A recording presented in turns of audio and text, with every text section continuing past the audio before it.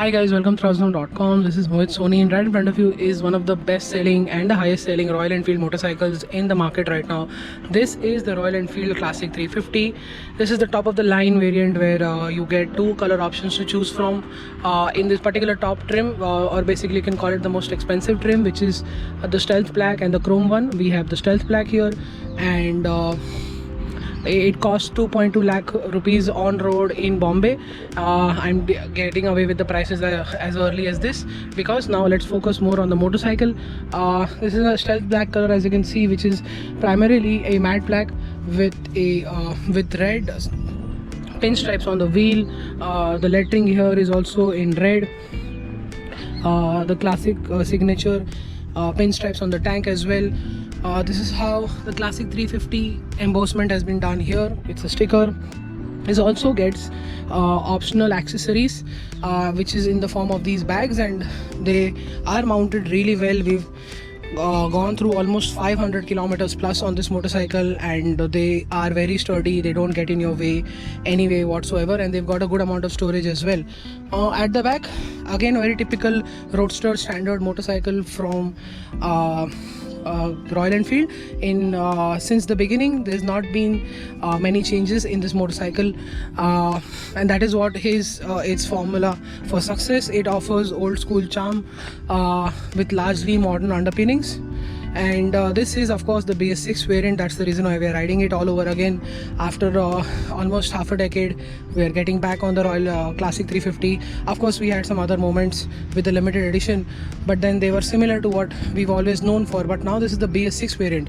I'll explain that in a bit when I start talking about the riding part. These are the seats. They're very soft. Not the best for pillion. We just did a pillion test.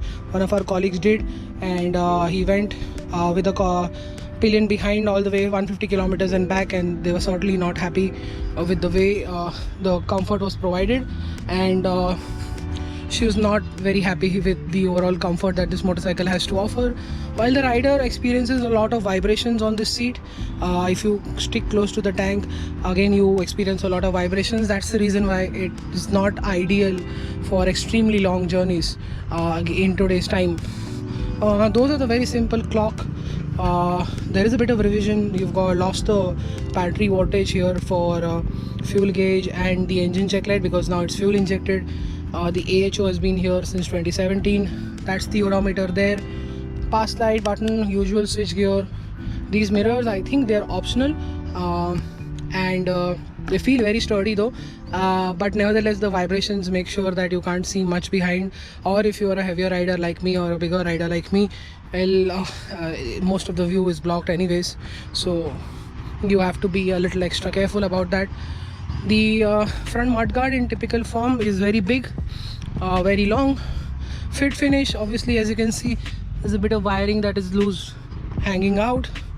You've got a sari guard which has now been attached to this luggage, and yeah, but overall it feels like a nice solid bike, and thanks to large wheels at the front and at the back, you get these 19-inch wheels at the front, and if I'm not wrong, they are 17 at the back. And yeah, I told you about the ergonomics. I told you about the seat. The riding position is pretty comfortable. You sit a little upright, so in the beginning you might stretch your upper back, but you'll get used to it. We got used to it in the for first 500 kilometers itself. We've done, like I said, Mumbai, Pune, Ahmednagar, and again back to Bombay, and it's been great. It's been good, but not entirely fantastic, given the platform is very old now, and largely because of the engine. Of course, it's a BS6 now. The vibrations have gone while riding slowly at medium pace, but the moment you enter the highway space and start riding it a bit fast, you make overtakes of between 70 to 100 kilometers an hour.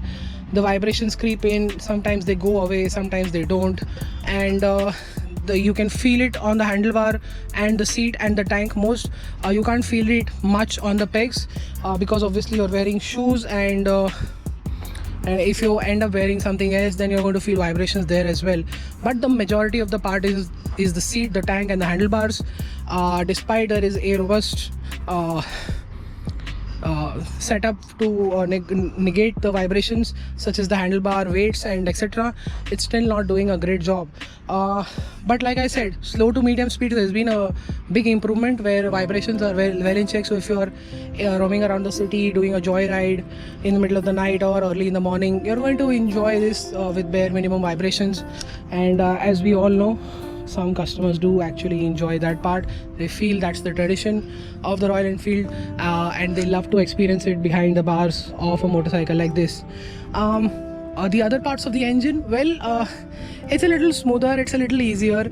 Obviously the intake and the exhaust intake note has gone down a bit, but you have the thump, there is the exhaust note, there is a proper thump. We just rode the Meteor and now we're riding the Classic 350. Now we can tell you there's a world of a difference between both of them, and it's best that you opt for the Meteor if you are into easy cruising and want a much better engine than this one.